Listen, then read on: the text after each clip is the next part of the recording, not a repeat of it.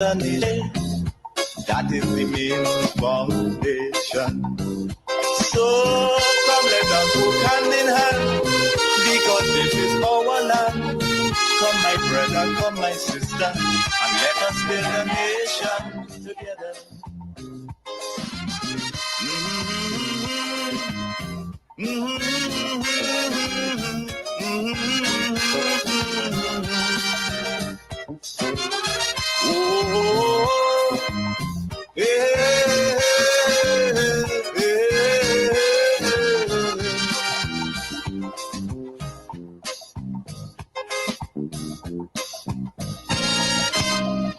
So much of things that we need to see about. Surely I do have to spell them out. Cause you know as well as I do, the only way is putting more effort and less. Come, my brother, come, my sister, and let's build Grenada, Carriacou, and P.T. Martinique together. I want to welcome you to this segment in the program where I will speak, laying the foundation for higher reasoning. I want to start off by encouraging the viewers on Facebook and on YouTube to please share the live. Sharing is caring. And now I want to go into the meat of this morning's conversation. There seem to be two standards when it comes to NNP, NDC, Keith Mitchell, or the most honorable Deacon Mitchell in this country. And let me tell you why I am saying this. In recent days, we have heard Keith Mitchell made some statements that are considered homophobic and derogatory. But we have not seen a news piece from the mainstream media shining light on the bad conduct of a man who boasts from time to time that he is the longest serving member of parliament and one who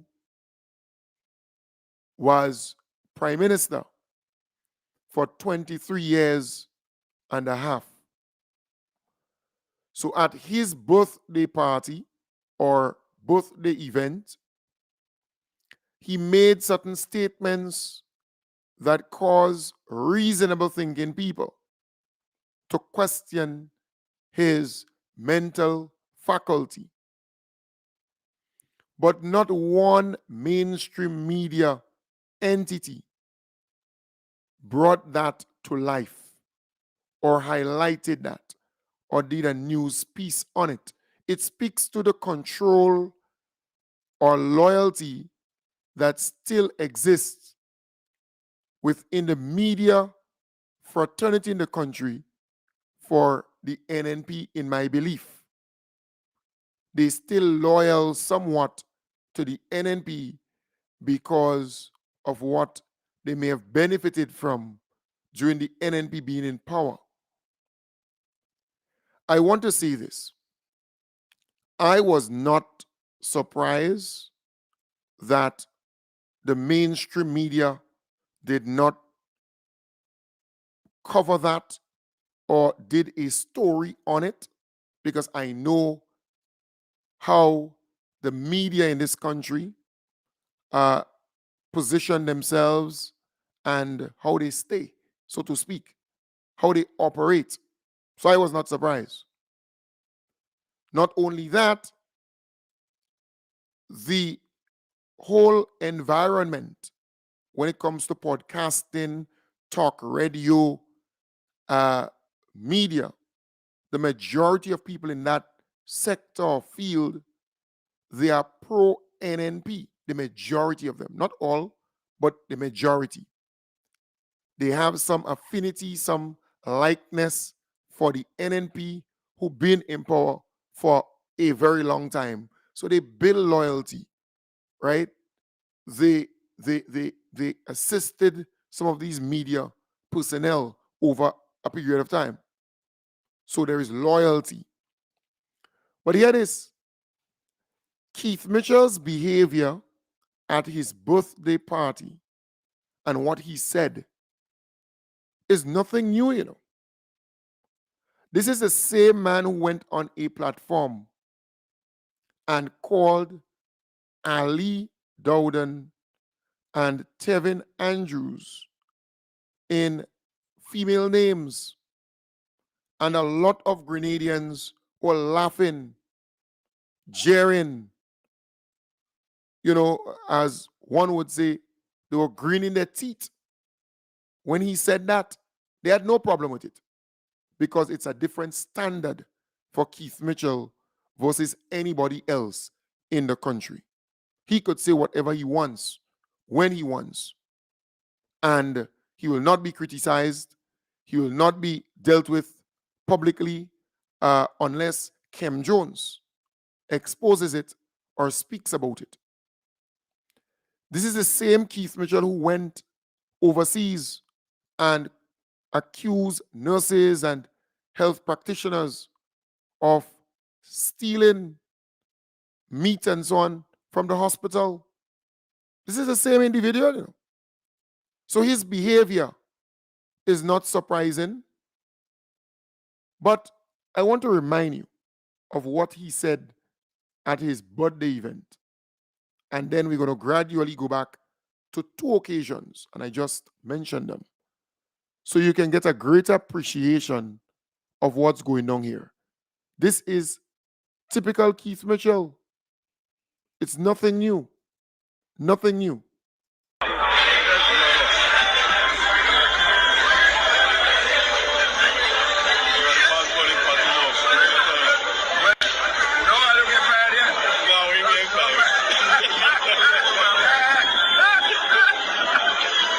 Right, so he started off by laughing and he said, well, no, are you getting fired? Yes? You know, what's to that effect? No, are you getting fired? And then the two individuals said, nah, we're not getting fired because based on investigation, they used to be police officers. And I think one of them used to be in the security detail when Keith Mitchell was prime minister. But you know, with the NDC paying gratuity and pension, police officers can actually retire at 20 years of service. After 20 years of service or so, they can just retire and they would get their gratuity, but they would have to wait, I think, for their pension at 60, something like that. All right. But here, this man is saying, well, all you go get fired, or they go, you know, make all you go. What's to that effect?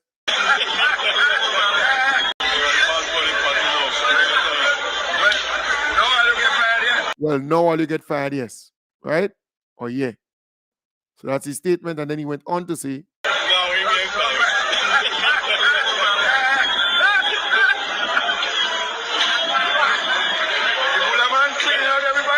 the Bula man cleaning out everybody. So he went on to say, the Bula man cleaning out everybody. And people know who he's referring to. But that is how he operates. He loves to brand people. He loves to tag certain things on people, and his supporters will then grab that up and start running with it. That's how they do it. These things are not by mistake. In another country, the different organizations, the Grenada Conference of Churches, civil society, the legal fraternity, the Grenada Media Workers Association, and all these different organizations will come out and condemn this, right? And speak some tough language when it comes to that kind of conduct as the official opposition leader in the country, the leader of His Majesty's opposition, going on record and saying these things should come in for serious condemnation from the different bodies that always come out and speak. But they did not. And it's expected because the NNP still has loyalty in those different organizations and groups and, CBOs and NGOs and the Conference of Churches and the Grenada Bar Association, the Media Workers Association. They still have some level of loyalty from some people within those different groups and organizations. So they're not going to come out and condemn this. No, even if they may have heard what was said. Come on. This man is the leader of His Majesty's opposition. And he's on record saying those kind of stuff.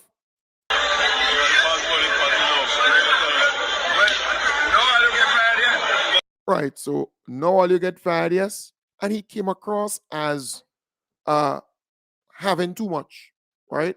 Having too much to drink at that particular venue.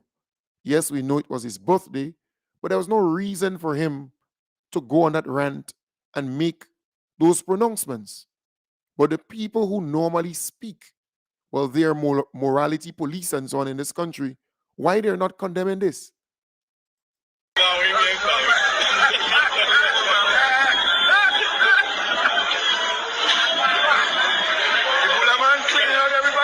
Right, and then he went on to say, the Bula man cleaning out everybody.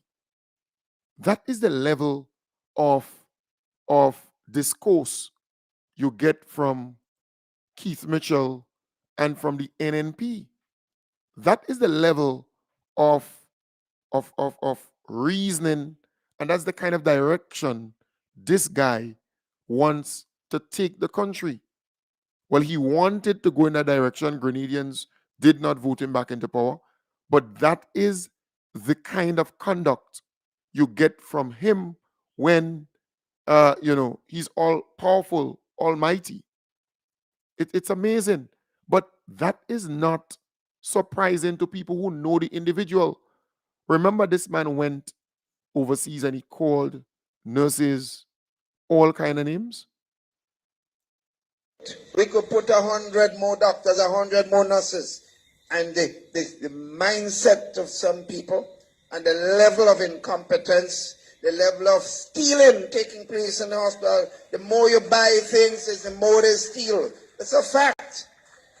Sometimes we don't like to talk about that, but we're in a position, I know over the years, you talk to people at different levels, not one set of people. We got doctors doing it, we got nurses doing it, we got orderlies doing it, security people doing it. The more meat you buy, more meat disappear. Right, and you can hear those folks in that audience laughing, kicks in when this man went overseas and accused nurses and orderlies and doctors and so on, those in the medical field, of pilfering from hospital stocks, of stealing meat and so on from the hospital. And the folks who had to come out and condemn this, and they just allow it to flow because there's a different standard when it comes to Keith Mitchell. He can say anything about anybody in the country. And because the mainstream media still has a kind of loyalty to this man somewhat, they don't speak about it, they don't condemn it, they don't nothing. They just leave it, let it flow, right? Then he went on a stage and he said the following about Tevin, Ali Dowden, and so on. And people just laugh. All this NDC is capable of doing is maligning people's character. The most dirty mouth people that you ever pass in this country. Right, so he accused NDC of being the most dirty mouth people that you ever pass in the country. That's Keith Mitchell, talking about, and he was prime minister then, talking about his opponents, talking about the people who are on the other side politically. He's considering the NDC people, right, as dirty mouth. But they just laugh. People just laugh and they just allow it to flow. But it's a series of that kind of conduct. It's a whole line of bad behavior from Keith Mitchell. So I was not surprised when he made those statements at his birthday party. No, because it's a pattern. He accustomed doing these things. Here we calling NDC supporters. Is capable of doing is maligning people's character. The most dirty mouth people that you ever pass in this country. If you listen to them on Sunday, I don't listen because I don't consider them worthy of listening. If you listen to them on Sunday, it's only Movelang and bad mouth. If you listen to them during the week, Movelang and bad mouth. Right. So he was in government then, but now the NDC is in power. The NDC is in government, and the NNP is in opposition. When you listen to the NNP, their surrogates, their pundits, what do you get from their contributions on radio or social media? It's pretty much the same thing that Keith Mitchell is talking about, that he accused the NDC of when they were in opposition. That's the same thing that the NNP is actually doing. Movelang and Bacchanal and Melee and stupidness. They're not talking about the good things that are happening in the country, in education, in healthcare, in social services, infrastructure, youth, and so on. The NNP is not doing that. They're just looking for the negatives and they're creating some scenario or situations, and then they're running with that on their programs and so on. So it's the same thing, and even worse. But when you listen to the New National Party, you're hearing about jobs, development, education, healthcare, social services, the betterment for the people of our country, youth development, and everything that goes with this. Why we are not hearing them doing the same thing now? Because he's speaking there during his time as prime minister. So he was in government. NNP was in government. So why now they're in the opposition corner? They're not in government. They're opposition. Why we are not hearing them talking good about what's happening in healthcare, education, youth development, social services, infrastructure? Why we are not hearing them talking about that now? They're in opposition. They're on the other side. And that is something that he needs to speak to his party and supporters about. Because all you get from them is negativity, because they're on the opposition side. They're wearing a different shoes, a different cap. So they're not coming out and commend and applaud the government for the good things that they're doing. But let's listen further. So my friends, it is very clear. They say they have a candidate in Northwest.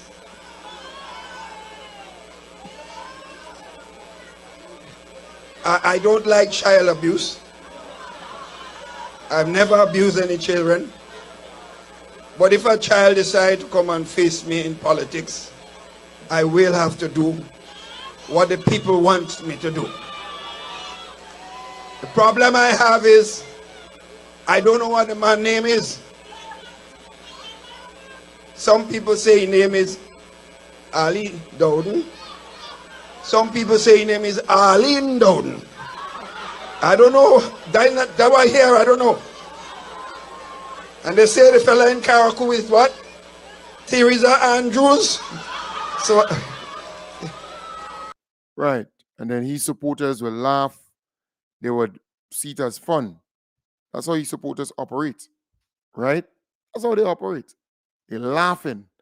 So Keith Mitchell on that stage there, calling two young men in women names, feminine names, and his supporters just laughing away. So him making that statement about Bulaman this and that, you didn't say, but that's not new. That's how Keith Mitchell behaves. That's how he functions. But the people who understand the politics, they must know that Keith Mitchell does that to taint people, right? His opponents. He was very good at doing that to Nazim Burke, a similar thing. And the Nazim Burke political career was over. So he's gradually trying to attach a certain behavior, a certain thing to the most honorable Deacon Mitchell, right? And others. He's trying to attach a certain thing to them. So he would make certain statements over a period of time. And his supporters, that is what they want. So people start to think differently about our beloved Prime Minister. That is what he's trying to achieve, in my belief, right?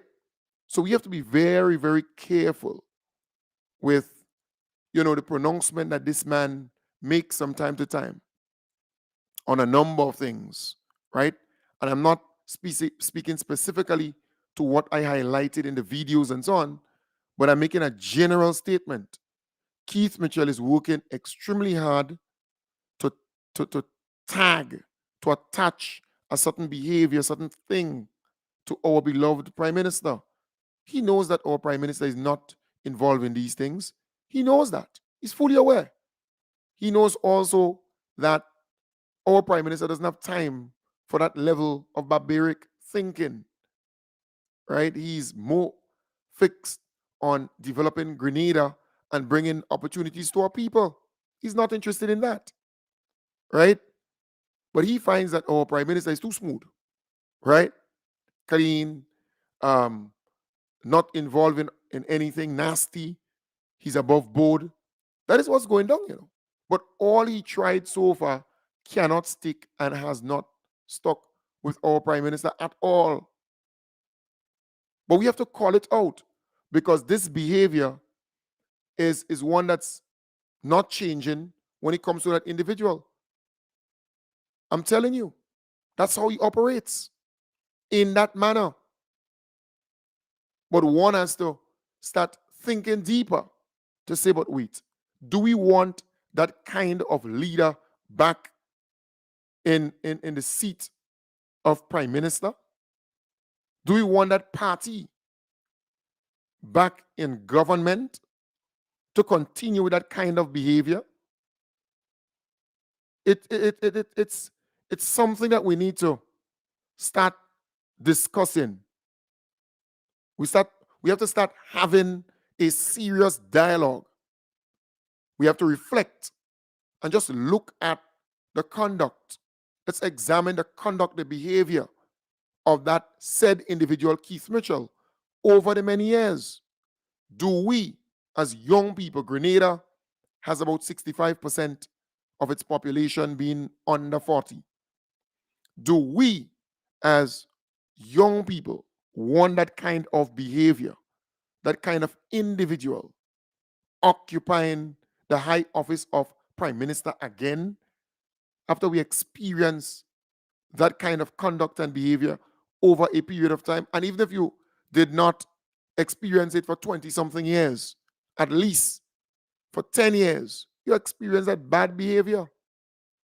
And I am saying it is a wake-up call for all of us. Because here you have an individual who still believes that he can get a chance to come back into power. The same individual I just highlighted there and played all these videos to substantiate my point. That is where we have to really wake up and realize what is going down. Do we want to return to that type of leadership, that type of individual and the party? And the answer should be no, resoundingly so. Because we are moving forward. We have transitioned from that level of barbaric, bad conduct, bad behavior, unprofessionalism, unstatesmanlike behavior.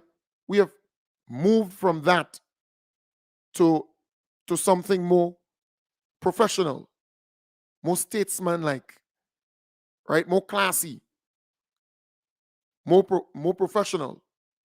That is what we have done. Everything is not perfect, but over time, we're going to get there. So I am saying we have to reflect from time to time. We have to go back and look at what we had before and what we're having now. That's all. That's all you need to do.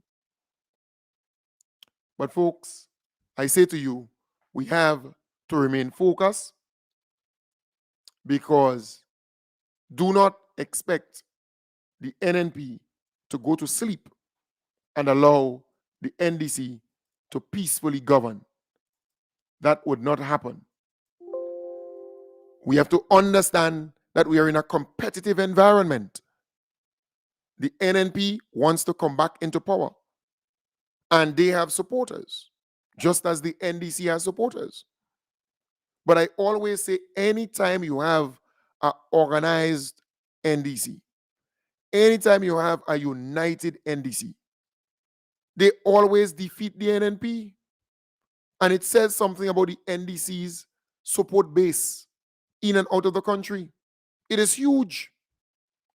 Anytime the NDC is united and organized, they always defeat the NNP.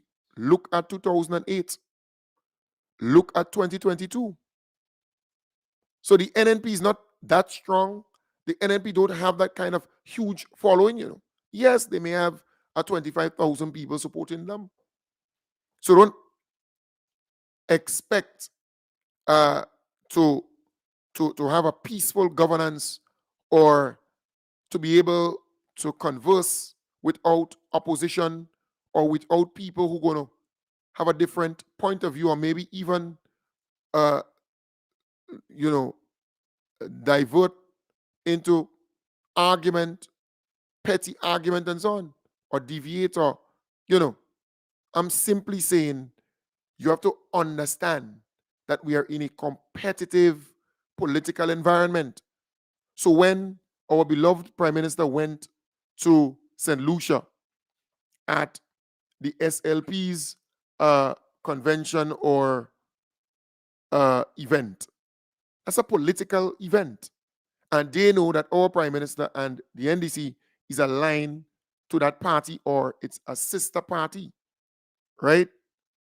So the UWP, who lost in the last election, all what you see coming out of St. Lucia is not really the St. Lucia people expressing and venting any frustration, any anger in what was said, Is the UWP, the opposition party in St. Lucia, because it's a competitive sport, a competitive environment.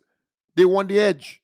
So they grab onto that and trying to make little videos, make little memes, put out stuff out there to give you the impression that there is this, backlash, or there is this vexation in St. Lucia. That's not the case.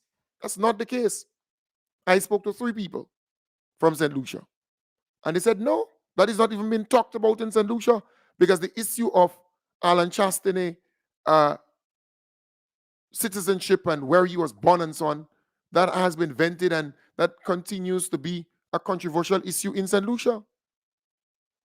But that same opposition party was badly beaten at the polls only recently, They only got 2 seats. I think it's 17-2, something like that, They got a bad beating at the polls. So what is coming out from St. Lucia and so on, that is coming out from the party, from that party, right? You have to understand what's going on. Some people, they don't understand the politics. So then the NNP folks, because they're not pleased with the leaking they got here.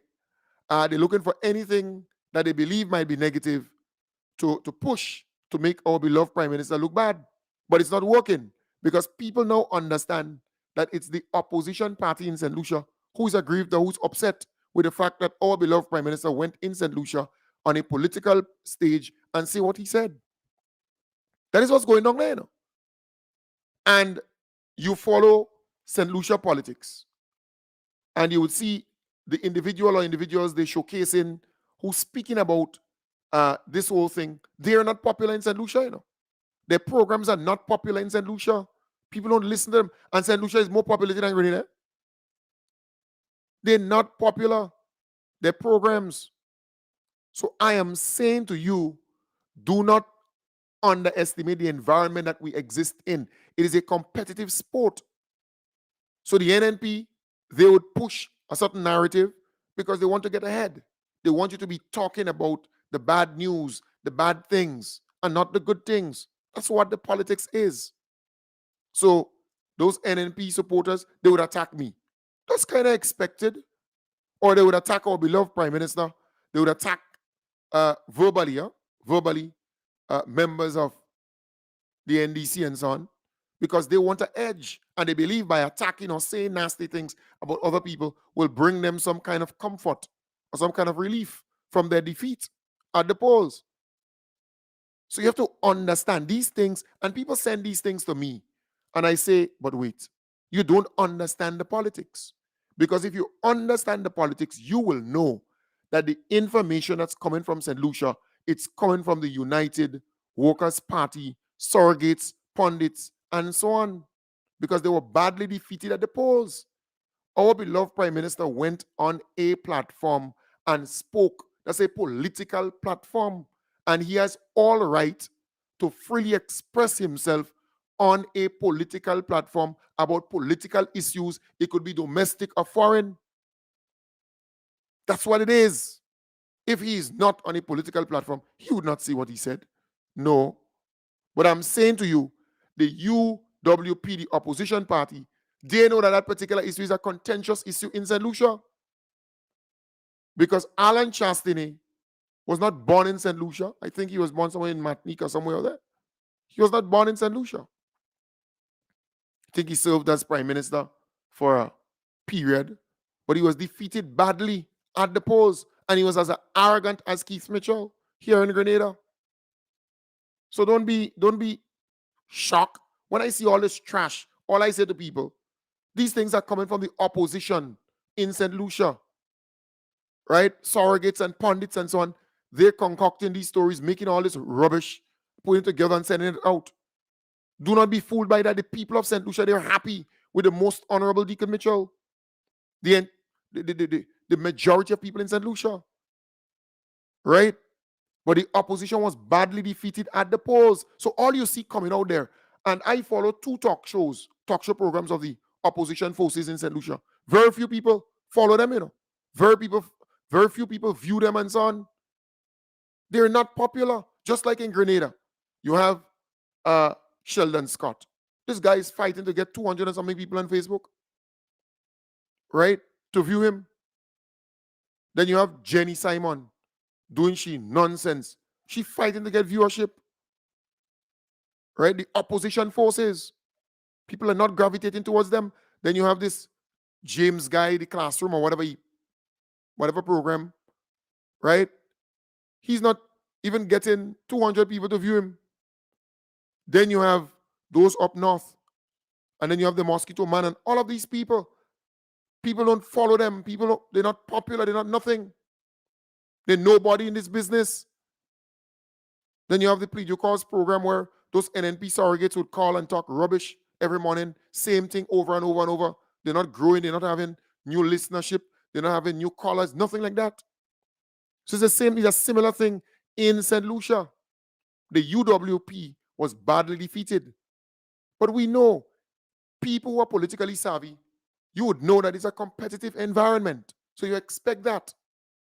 If Keith Mitchell, for example, goes on a platform of the UWP in St. Lucia and he makes statements there, the SLP, the party in government, They would have their surrogates sending out stuff the same way. The same way.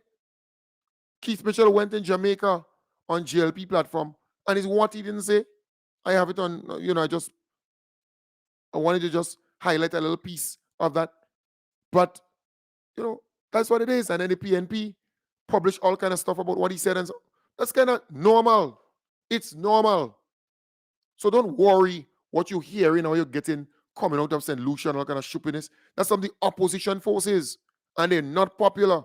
They were badly beaten at the polls in the last election. Almost a landslide victory. Even Stevenson King only won his seat on an independent ticket, and then he joined the government. Don't forget that. Lest you forget that. So I am saying, do not be bothered or perturbed about the rubbish you read or see. Nonsense. And anytime you see this kind of sexy tagline or headline on anything, it's coming from a particular source with a sinister agenda. Right? So Deacon under fines and Lucia, and all these are lies. So all these sexy taglines. And look, when you get these things, don't send it for me. I'm not interested in reading these damn stupidness and them. I am focused. Keep it for yourself. I am not interested. Don't send it for me. Don't discuss it. I don't want you to talk about it around me. I'm not interested. I am so mature politically that by the time I see these things, I know it is coming from a particular source. So don't send it for me. I'll block you from WhatsApp. Don't send it. I don't want to hear it. I don't want to see it. You take it for yourself. Nonsense, rubbish. And then you have the opposition forces here in Grenada who really want something to talk about, who really want something bad to go at when it comes to our prime minister, because nothing is sticking. They're not getting anything to run with. That's the nonsense that exists. So you people have to become more politically mature. And some of our NDC people that picking up this thing and share it and run with it, Well, you stop all your damn stupidness.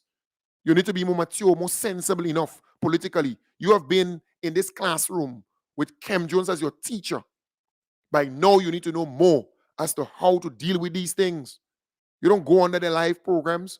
You're not interested in that. Or else, if you go there, you're going to defend your party and defend your government. And when you see these rubbish writings and so on, and videos and all kind of nonsense, don't send it to me. And don't send it to anybody. Leave it where it is. Once you leave it where it is, it becomes nothing. It becomes, just a statistic. So I'm saying, please be more mature politically and understand what is happening. It is the opposition force in St. Lucia, and they are weak. They are weak. It's a two-party. I think they have 2 seats. They were badly defeated and badly beaten in the polls. They're bitter. They're angry. And just follow their programs, and you realize not many people viewing or even following what they're doing. The government is way, way more popular than this opposition force in St. Lucia. The SLP is way, Philip JP, right? His party, St. Lucia Labour Party, is way more popular than the UWP.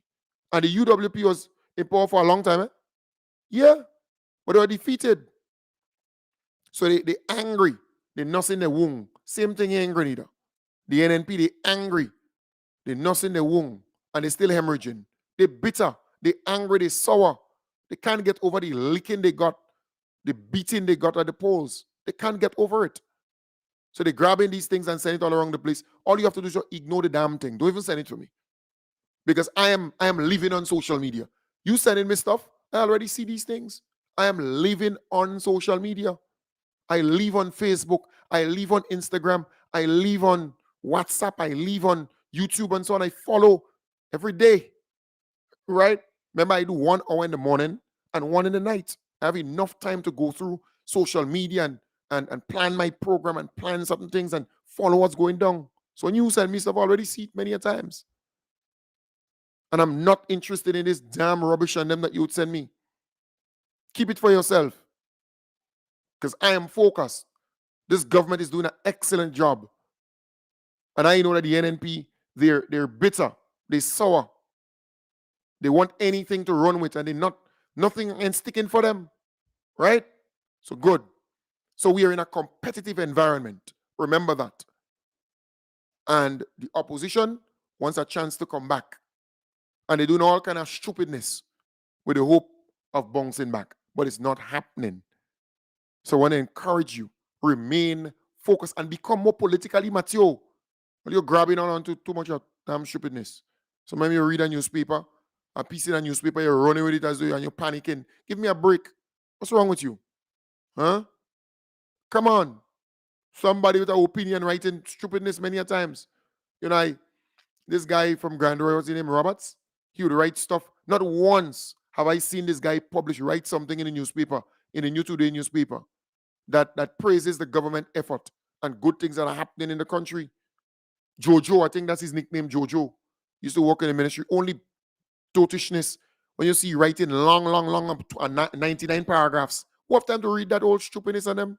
One man with an opinion writing a newspaper and believe that what he stupidness. And I can go to a couple of others. Utter nonsense, utter rubbish. They're all opinions. They used to do the same thing in the lead up to the last election, you know. And what happened? They were defeated at the polls. So remain focused. Simple. Right. So, in fact, I will play a little piece of that song, man. Because we're on the up. We play a little piece of that song. Simple.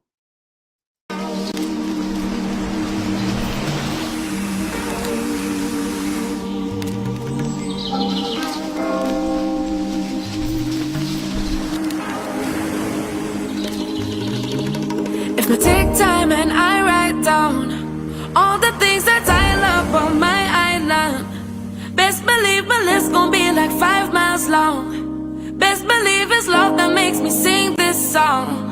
The cleanest breeze on the waters, Friendly people meet in every corner.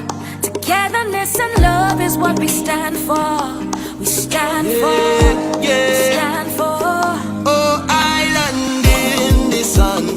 Look at how we've grown, how far we've run. 50 years we strong and more to come. More to come. More to come. We're going higher. 50 years we're blessed with forged in fire. Still reaching more. Going up, going up, up, up, up, up. Going up, going up, going up, up, up, up. we're going higher, as we aspire, build advances, put people together. Bang, bang, bang. It's only up from But take time to reminisce on the richness of our history from the beginning. From the people who came through sugar and change, emancipation through revolution. More than the speck up on the globe, more than the ice cream and gold, much more than the nutmeg and the clove. Tell the world we are Grenadians. Oh. 3 islands united as one, blessed with the strength to carry on. We're more than just that island in the sun. Tell the world we are Grenadians. Yes, indeed. We're on the up. We're focused. All right. I want to say to you that the women's arm out there in New York, they're having that fundraiser. We want to encourage you to support them to support them. Attention, attention, calling all Grenadians in the Brooklyn and New York City area. The NDC New York Chapter's Women's Group invites you to a big fundraising bonanza bake sale on November 18th. Join us at the Elegant Nutmeg House on Flatbush Avenue, Corner Avenue D from 11 a.m. to 5 p.m. Indulge in fried bakes and fish cakes, coconut drops, ginger beer, cheese straws, milk fudges, sweet potato pudding, and a whole lot more. And don't forget to bring a toy with you to light up a child's Christmas. Visit ndcnewyorkchapter.com for more details. Your support will make a big difference. Call 646-886-1092 or 973-462-0596 for more information and to donate. Get involved today. Right. So again, we encourage you to support that event by the women's out there in New York. All right. And then by now, you know I will be in New York on the 2nd of December. On the 2nd of December, I'll be in New York.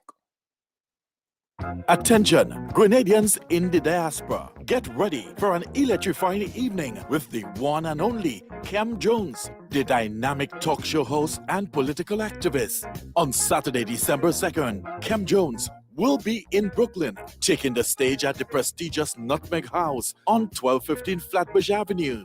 Brace yourself for an evening filled with straight talk, thought-provoking discussions, and a dash of Grenadian spice. Kem Jones is known for his no-nonsense approach and his unwavering dedication to the Grenadian community. This is your chance to hear his powerful voice firsthand. Don't miss out on this incredible opportunity to engage with a true Grenadian talk show icon. Tickets are available now for a donation of $40. Secure your spot today and be part of an unforgettable evening that will leave you inspired and empowered. Visit ridebuy.com or call 718-701-6720, 347-489-1424 or WhatsApp 473-415-4817. See you on Saturday, December 2nd at the Nutmeg House on Flatbush Avenue. Right. So again, don't forget that. Don't forget that there.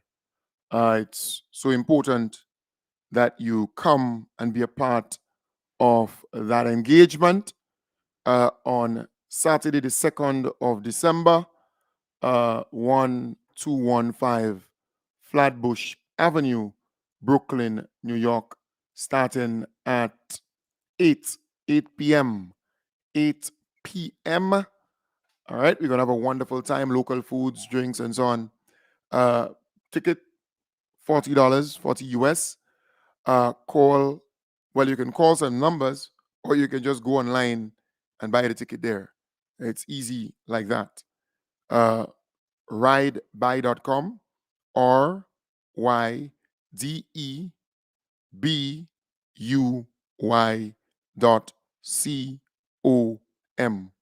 Ridebuy.com. Or you can call 347-489-1424, or you can call 718-701-5720. Call them up and you can get your tickets. All right. I want to also say to you that my event is on the 9th of February, 2 days after the Independence Parade and so on at the stadium. Right? And it will be at the Radisson Krung Ballroom, Radisson Hotel Krung Ballroom. Cheers to 50 years. And I look forward to you being there. We have some tickets left still. We have 7 tickets left for $300. 7 tickets left for $300. And once we get that 7 sold, then we would cover 450 people. And then we have another 50 tickets going for $350. And I'm optimistic, I am confident that between now and the event, all the tickets will be sold. But earlier you buy it is less you pay. Because if you buy it now, you're paying $300 for the ticket. But if you buy it after that 7 finishes, then you're paying $350 for that ticket. All you need to do is send me a WhatsApp message or call me, and you can get your ticket today. The people who told me to keep some tickets for them, or a couple tickets for them, or a ticket or whatever, you have to pay for that between now and the end of the month, between now and November 30th. All right? So remember that. If you're overseas and you told me to keep some tickets for you, you got to send the money to your family members or your friends, and they can pay me, and we can take it from there. Or you can send it directly to me or to somebody that I will tell you to send it to. It depends, right? But you have to pay for it between now and month end. For those in New York, I'm coming up to New York, so we can, I can bring up the tickets for you and we can take it from there. Right? So like a number of people tell me, well, when you come to New York, carry my ticket for me, I go handle you there and so on. That's cool, right? So we can do that. That's okay. Because that's just 2 days after the deadline to pay. Just give you a heads up there. So today is the 17th. We have 13 more days for you to wrap up, for you to pay, finish paying for your tickets. So I have your tickets. I have it in my possession in an envelope and so on there. Easy. Pay, you get your tickets. Those who I gave tickets and you have the money for me, you have to pay between now and the end of the month, November. Because all the early bird tickets, we need to get the money in for that. And the $300 tickets, we need to get the money in for that. All right, we have expenses to cover. We have things to do. So that's so important that you know you got to pay up and clear that and we move to the next level. All right, it's quite a bit to do to get this place organized for the event. And we know this event would not generate a lot of profit unless I get people to sponsor some of the things like the artists and so on. All right. So you can start sponsoring. So Kem Jones, I'll sponsor the young man who played in the pan, Marcus Smith, because I have to pay him $350 to come and play the pan. Then you might say, Kem Jones, I want to sponsor the 3 stand-up poets because I have to pay them $400 each to come and perform. So that's $1,200. Or you might say, I want to sponsor the band, Solid the Band. That's $5,000 that I have to pay them to come and perform. All right? Or you might say you want to sponsor Donnell Best, his ticket, part of the ticket. It may not be all part, just as a friend sponsored or gave 150 US, 400 EC towards the ticket. So you might say, well, let me give you something towards his ticket because it's $2,180 and 90 something cents, the 92 cents or 96 cents or 94 cents, somewhere around there for the ticket to get him from Boston to Grenada and from Grenada back to Boston. All right. And then you may say, well, when he comes, he has to be paid, right? He has to be paid to perform. So you might say, Kem Jones, I want to put $200 or $300 towards that to help towards paying him. He has to be paid to perform. I would not see how much he has to be paid to perform because you know what would happen. Then the competition starts, very important. Somebody might say, well, the saxophonist, they can help towards that, $1,000 for the performance, right? You might say, well, let me help towards that. Let me sponsor that. You understand the point? And then you have the DJ system and the DJ.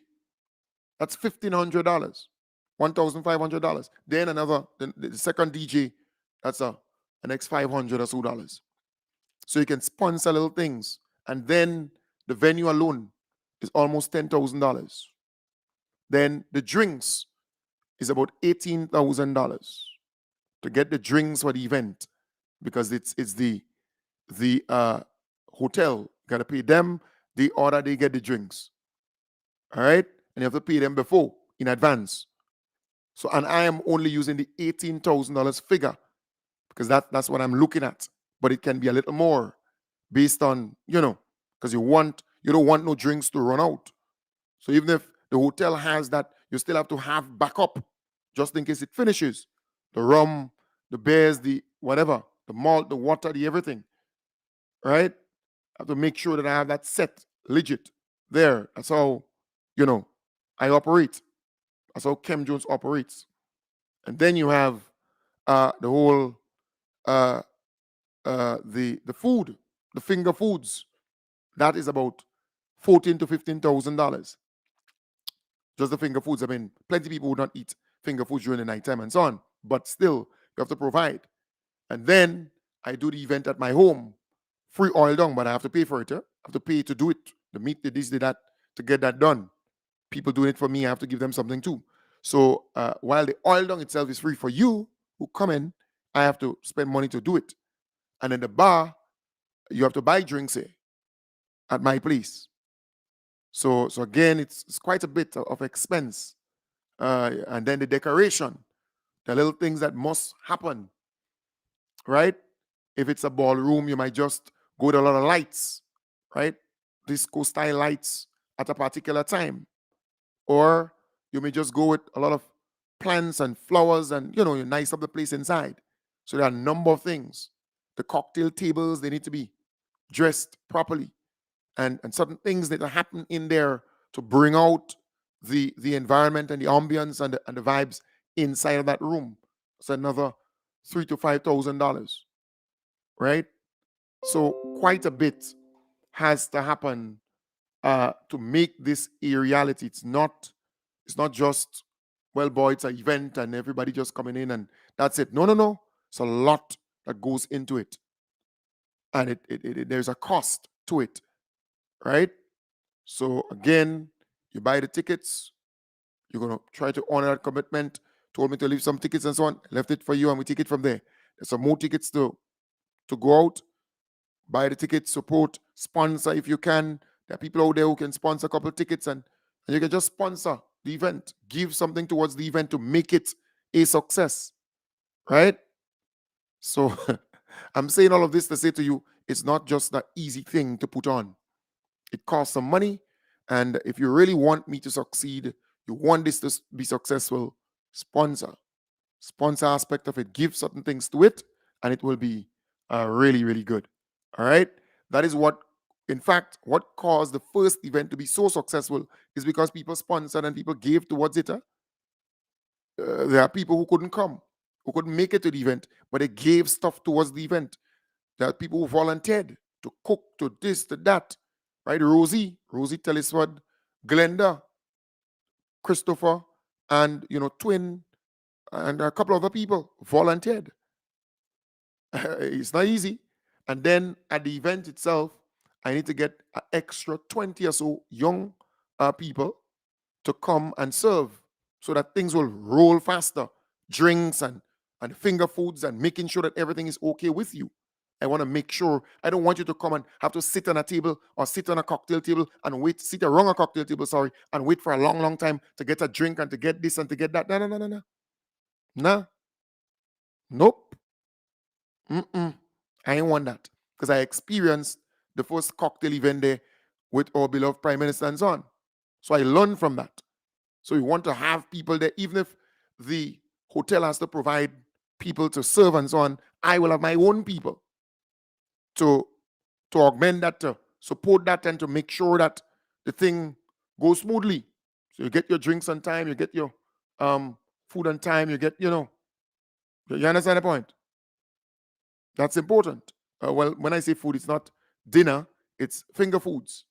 And I would make sure that the hotel prepare these things and serve it quickly to people, right? Because we're paying for a service. So all that is involved.